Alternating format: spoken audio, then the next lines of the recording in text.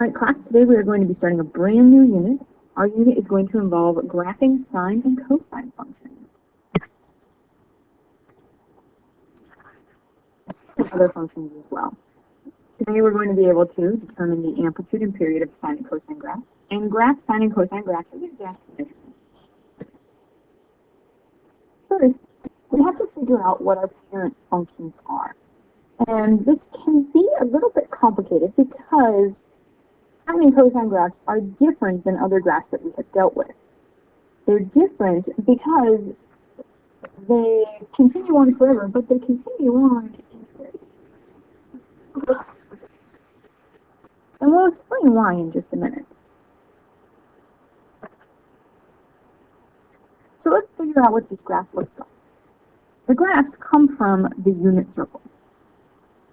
So here's a unit circle.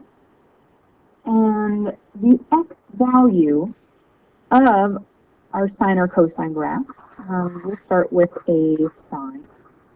So y equals the sine of x. The x value, as you will notice, is the degree measure. This angle will always be in radians for our purposes. And the y value will be, in our case, the sine value at that angle. So let's start. The angle is degrees. Then the sine value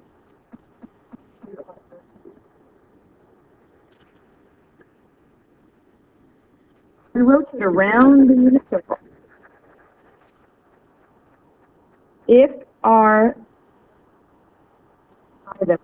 x value is higher, then our y value would have to be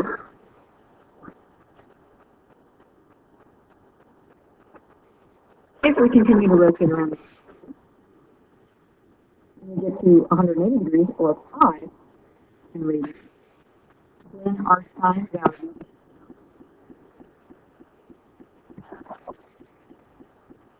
if we rotate 3 pi over 2 or 270, you'll notice negative 1. And then when we travel back to 360 or coterminal, they would have the same sine value. For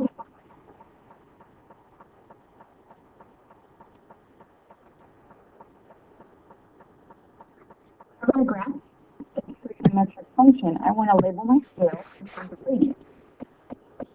My x-axis and my y-axis meet 0. And then I have pi over 2, pi, 3 pi over 2, and 2, 1, and then so I'm going to skip between these points. My first point is at 0, 0. Point is pi over 2, 1. My next point is pi, 0. Back on my center line. And then I go down. Pi over 2, negative 1. And then I come back up.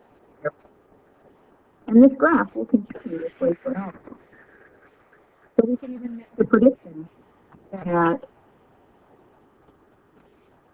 the next angle in line behind 360, which is 2 pi, would be 360 plus 90 degrees.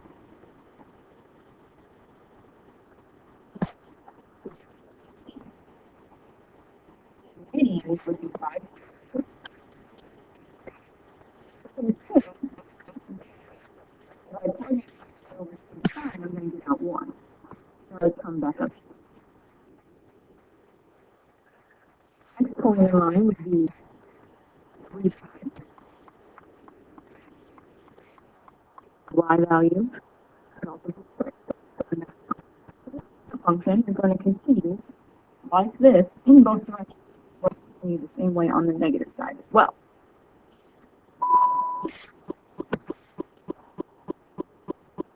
So next let's talk about some vocabulary. There are 2 key vocabulary words to think about. Pursuit of our periodic function our sine or cosine, and we'll get into secant, cosecant, tangent, and cotangent graphs later. The amplitude is how tall the graph is, and our parent function is 1.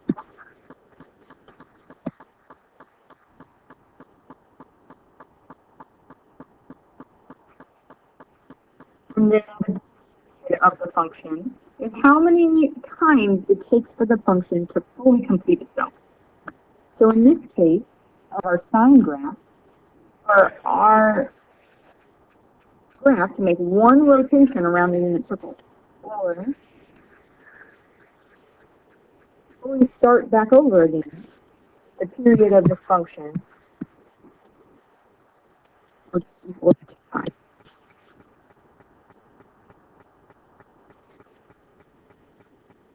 And that's true of both sine and cosine graphs. Our general form of our sine graph looks like this, where A is represented with amplitude.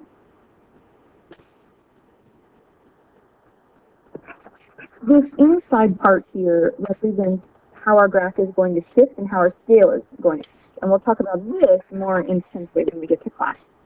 And the D would be your vertical shift, up or down, just like in all of their functions.